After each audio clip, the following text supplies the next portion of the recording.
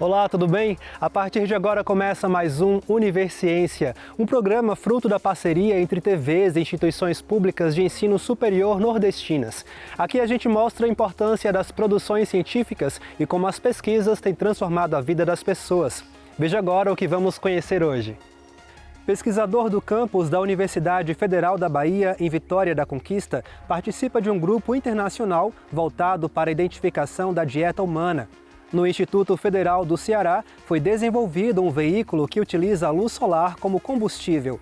Preservação da biodiversidade. Pesquisadores da Universidade Federal da Paraíba estão realizando um estudo inédito, catalogando espécies de animais. E ainda, em Itapetinga, cavalos estão sendo utilizados como ferramenta terapêutica no desenvolvimento do aprendizado de crianças e adolescentes.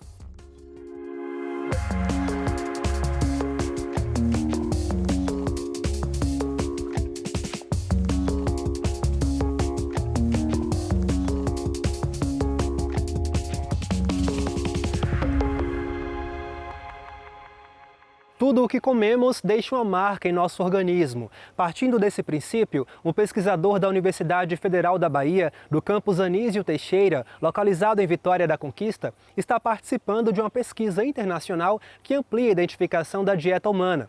As descobertas permitirão prevenir doenças causadas por alguns alimentos, bem como encontrar aqueles capazes de amenizar sintomas e até favorecer a prevenção de outros males.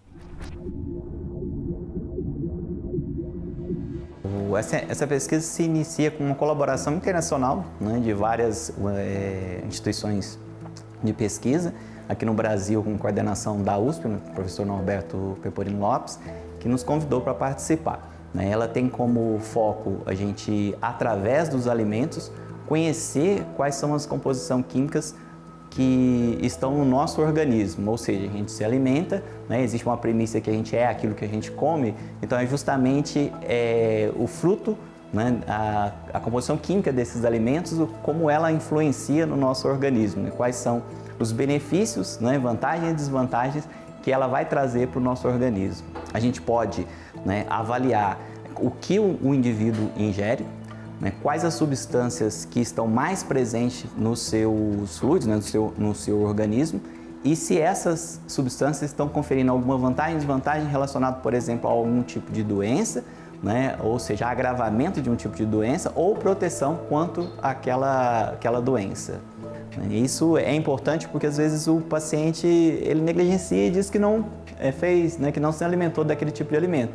Ou, né, você tem um idoso ou pessoas, por exemplo, com Alzheimer, que não se lembram o que comeu.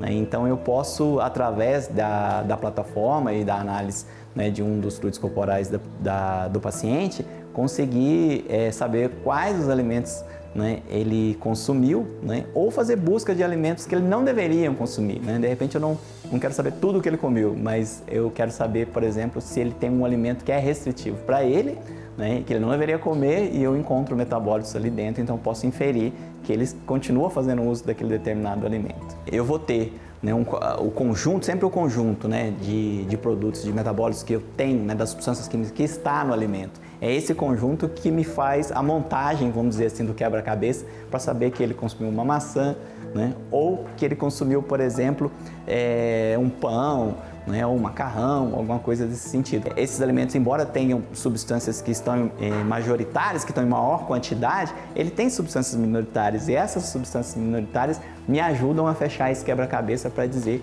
que ele consumiu, né, aquele determinado alimento. Uma vez que a gente faz essas análises, eu posso, por exemplo, separar dois grupos.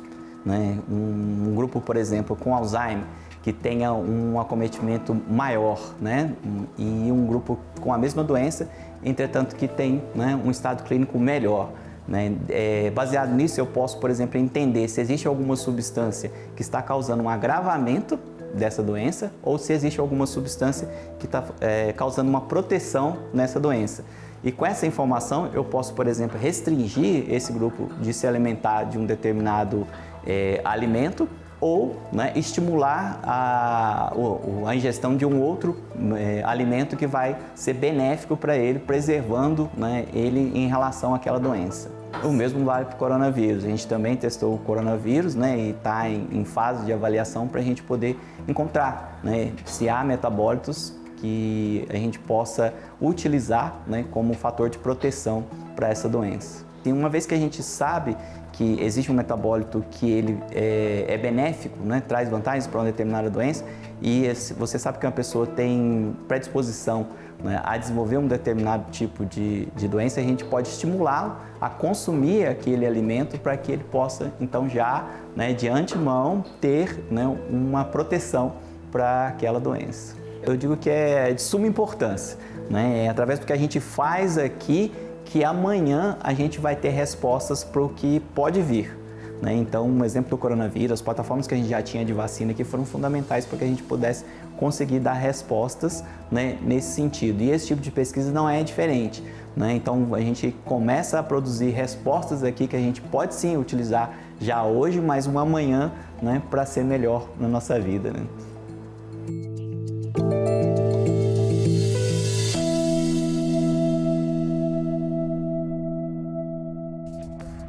No próximo bloco, a gente conhece um triciclo movido a energia solar criado no Instituto Federal do Ceará. O intervalo é rápido, não saia daí.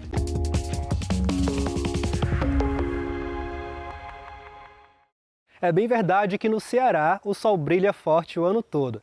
Dessa forma, pesquisadores do Instituto Federal do campus de Maracanaú resolveram aproveitar essa potencialidade e desenvolveram um protótipo de um triciclo elétrico que se move exclusivamente com energia solar. Vamos ver como ficou. A mobilidade urbana e a poluição estão entre os principais problemas das cidades ao redor do mundo. Por isso, as energias renováveis são a esperança de um futuro mais sustentável e eficiente. Estamos no campus de Maracanaú, do Instituto Federal do Ceará, o IFCE, na região metropolitana de Fortaleza. Aqui no Centro de Pesquisa e Tecnologia, um veículo diferente e ao mesmo tempo simples e inventivo tem chamado a atenção.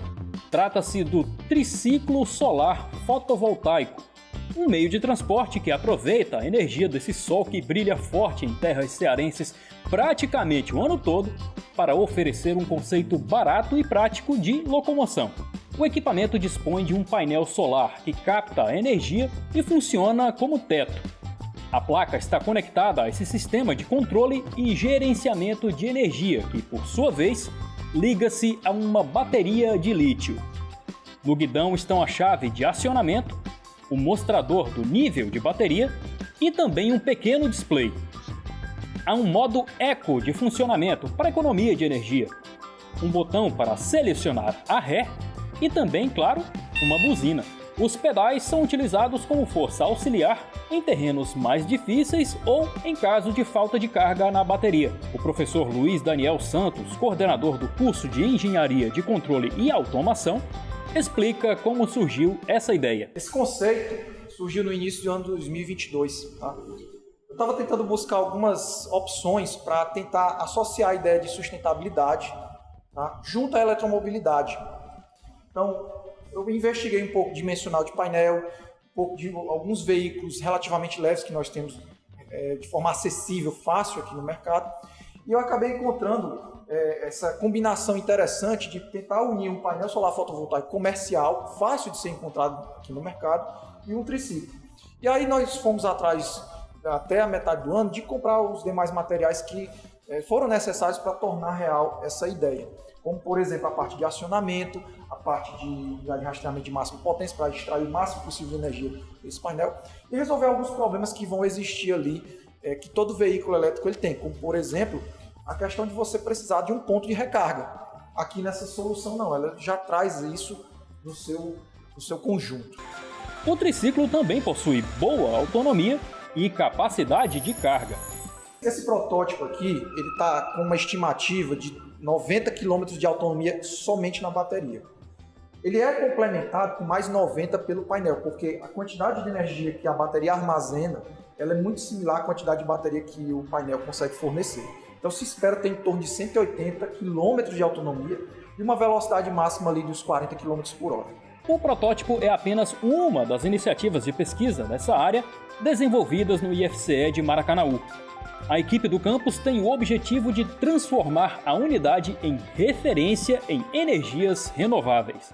Nós estamos aí participando do Energif, que é um curso de qualificação aí numa parceria com a CETEC MEC, né? Multicamp também. Desenvolvemos agora aí sobre a ideia do professor Luiz, o triciclo solar. Estamos partindo para o novo desafio de construir um carro elétrico, né? Inclusive já conseguimos o carro e o motor elétrico para dar o pontapé inicial nesse projeto.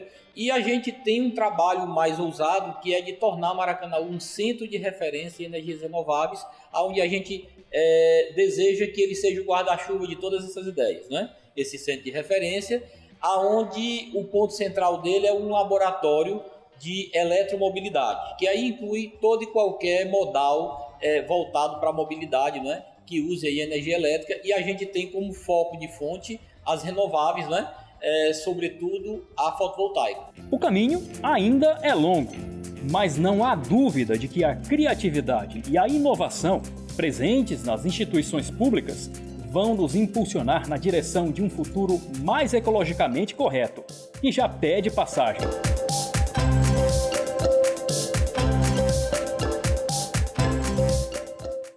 De acordo com a Associação Nacional de Ecoterapia do Brasil, a ecoterapia, hipoterapia ou terapia assistida com cavalos é um método terapêutico e educacional muito utilizado para o desenvolvimento psicomotor de pessoas com deficiências ou necessidades especiais. Porém, uma pesquisa realizada na Universidade Estadual do Sudoeste da Bahia, no campus de Itapetinga, foi mais a fundo e trouxe a técnica do uso do cavalo dentro de uma abordagem multidisciplinar e interdisciplinar, envolvendo o aprendizado e o desenvolvimento cognitivo do praticante. Nós sabemos que existe uma demanda muito grande de pessoas com necessidades especiais, né? Crianças, adolescentes, adultos, né? E aí a Lígia, ela traz a questão da ecoterapia no campo da aprendizagem, né? No campo pedagógico, né? Foi importante fazer esse link, porque existem crianças com déficits de aprendizagem, de atenção, né? Hiperatividade, né? Enfim. E a Lígia buscou, exatamente através do seu TCC, mostrar de como o cavalo, como através da prática terapêutica, né, como através dessa ferramenta da ecoterapia, se pode, né, ajudar adolescentes, crianças, enfim, pessoas, né, com limitações cognitivas, né. As sessões duravam a partir de 20 minutos, né? A gente iniciava com a interação com o cavalo, aí no decorrer da sessão a gente começava a ler histórias, dessas lidas de história a gente perguntava ao praticante, né, que é o termo que a gente usa com a pessoa que faz a ecoterapia, a gente usava os livros e nesses livros a gente solicitava, né, o que foi lido e perguntava ao praticante o que foi dito, se a cor era vermelha, se era azul, como era que era o nome da personagem, o que esse personagem desenvolvia na história, o que ele conseguia, o que ele ganhava, o que era bom para ele. Então, nisso tudo, a concentração dela era mais aguçada e ela conseguia dar o estímulo através das respostas. O que a ecoterapia passa através do ensino-aprendizagem? O que ela fornece para o praticante? Ela fornece interação, ela fornece conhecimento, ela fornece praticidade, ela fornece momentos lúdicos, entendeu? Ela fornece socialização com a sociedade, com o cavalo, com o meio que ela está e a segurança que ela passa para você conseguir resolver questões lúdicas e questões escolares. A ecoterapia realmente ela vem se expandindo a nível do Brasil, é um termo inclusive utilizado, a ecoterapia é um termo patenteado pela ANDE, pela Associação Nacional de Ecoterapia, com sede em Brasília. Então é esse órgão que fiscaliza, né, os centros de ecoterapia, as atividades ligadas à ecoterapia, com esse termo ecoterapia, né? Então, assim, foi um link muito bom, né? Porque nós temos o cavalo aí disponível, né? Nós temos os pedagogos, né? A ecoterapia envolve tanto o campo da educação como o campo da saúde e da equitação, né? Então você tem aí um tripé, né? Educação, saúde e equitação, né? E a zootecnia foi mostrar que através do cavalo, né? enfim, o aluno passa a ter mais foco, passa a ter mais atenção, né? O cavalo tem essa capacidade de sociabilidade, né? De agregar as pessoas, de envolver as pessoas. A minha pesquisa ela foi desenvolvida com 15 crianças, 8 meninos e 7 meninas, e a gente percebia que as meninas elas se concentravam mais. Ela conseguia dar um estímulo mais rápido das respostas em relação ao que era pedido para ela, o que era solicitado. Os meninos eles se concentravam mais no montar, no cavalgar, entendeu? No movimento do cavalo. Já as meninas elas se concentravam mais na pesquisa, no que era lido e no momento lúdico da sessão. Foram realizadas 63 sessões e dentro dessas sessões eram fornecidas 20 minutos para cada praticante e dentro desses 20 minutos a gente fazia um percurso. Dentro desse percurso a gente tinha a praticidade, tinha a tonicidade e tinha a interação do ambiente com o praticante e o cavalo. Nós já aprovamos no colegiado do curso de zootecnia uma disciplina de introdução à ecoterapia, uma disciplina optativa, né, na formação aí, né, dos zootecnistas, tá? Querendo implementar cada vez mais, enfim, mostrar esse valor, né? De que tem o cavalo também, não só para a lida do gado, não só para o esporte, para o lazer, mas podendo atuar no campo da saúde e educação. O Brasil é muito grande, são poucos ainda os centros de ecoterapia distribuídos pelo país. É muito pouco, né? Nós temos um estado gigantesco como a Bahia, né? Enfim, nós sabemos que nós estamos em um país continental. E é importante e necessário, se faz necessário, de que cada prefeitura pudesse instalar centros de ecoterapia municipal. Por quê? Todas as cidades, todos os municípios têm as pessoas com necessidades especiais, né? Com suas limitações, né? Cognitivas, físicas, né? Neuroplásticas, né? Então, assim, o que é que custa para o poder público, né? A nível, por exemplo, de município, ter centros de ecoterapia que venha nessa perspectiva de inclusão, né? Seja no campo da educação, da saúde, da sociabilidade dessas pessoas. Então, eu acho que é uma coisa assim que a gente deixa como uma mensagem, né, de que, né, os prefeitos, as prefeitas, né, estabelecessem políticas, né, de instalações de centros permanentes de ecoterapia para atender uma demanda de pessoas tão esquecidas. A criança, no momento que ela monta no cavalo, ela se sente livre e se concentra mais. Então, ela ganha mais atenção, ela consegue se aprimorar mais, ela consegue se desenvolver mais e se sente mais livre, sem estar com aquela coisa de se prender, se sentir presa, entendeu? Ela se sente livre em cima de um cavalo.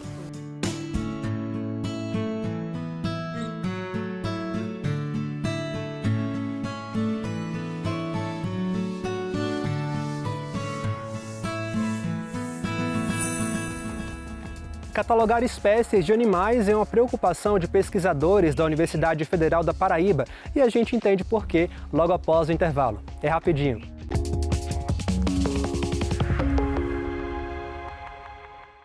Catalogar espécies de animais é uma das formas de buscar a preservação da biodiversidade. Pensando nisso, um grupo de pesquisadores da Universidade Federal da Paraíba está realizando um estudo inédito em uma área de mata pertencente a uma usina de cana-de-açúcar.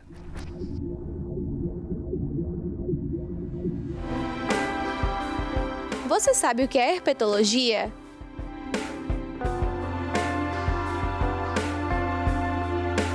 É a área da zoologia que se dedica exclusivamente ao estudo de répteis e anfíbios, classificação, fisiologia e comportamento das espécies. É este o tema do projeto de extensão de 5 professores de biologia da Universidade Federal da Paraíba, Inventário da Herpetofauna da Mata da Usina São João. A ideia é catalogar diferentes espécies de cobras, lagartos e serpentes dessa região. A gente precisa primeiro entender que é fundamental a gente conhecer o que existe nessas áreas de floresta atlântica, né? Para aí então a gente começar a pensar em preservar, em conservar, né? Conservar e preservar sem saber o que tem é muito arriscado.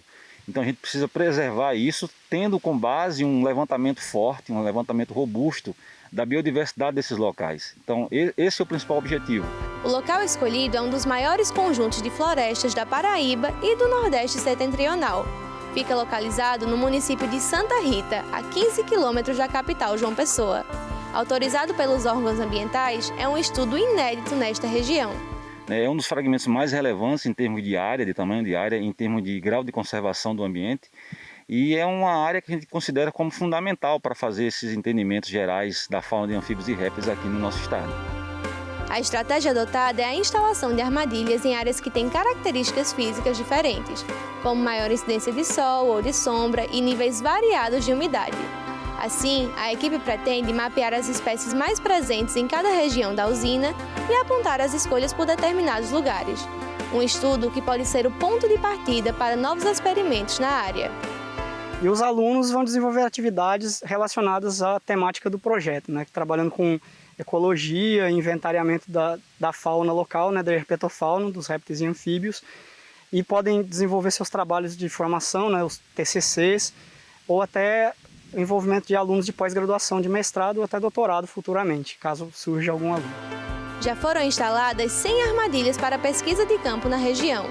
O professor Gentil Filho está confiante com a possibilidade de encontrar novas espécies. Mesmo muitas espécies já sendo bem conhecidas, a gente ainda tem surpresas. Por exemplo, de 2014 a 2020, né, algumas espécies de serpentes, espécies novas, né, não conhecidas pela ciência, elas foram descritas nesses anos. Então, esses fragmentos de floresta, apesar de já, de certa forma, bem conhecidos, mas ainda podem guardar surpresas, digamos assim.